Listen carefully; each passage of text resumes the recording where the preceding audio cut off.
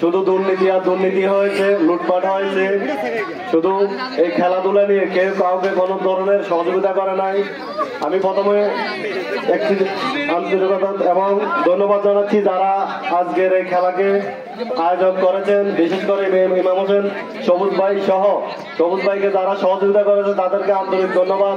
আমি মনে করি সারা বাংলাদেশ, শুধু নাঙ্গলকোট কৈরাসযোদ্ধা না, সারা বাংলাদেশে এভাবে খেলাধুলার মধ্যে যদি আমরা জড়িয়ে যাই, আমাদের মাদক, ইফটিজিং এবং জুয়া এগুলোর থেকে অনেক দূরে সরে যায়।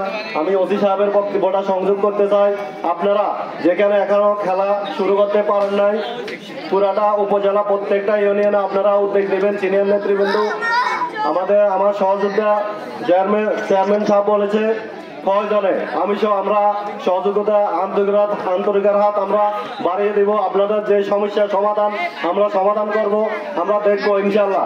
এবং সামনে আপনারা জানেন গত 17 বছর নাঙ্গলকোটের উন্নয়নের রূপকার যদি নাম নিতে হয়, নাঙ্গলকোট নয় দক্ষিণ কুমিল্লা জেলার আলহাজ আব্দুল গফুর ভূঁইয়ার নামটা সর্বপ্রথম আছে, আপনারা জানেন।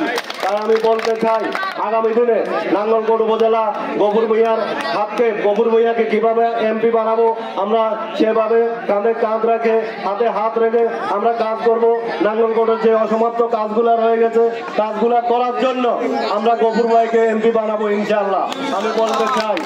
আর আজকে যারা বিজয় হয়েছেন তাদেরকে আন্তরিক ধন্যবাদ, যারা রানার্স আপ হয়েছেন। বর্তমান টিভি।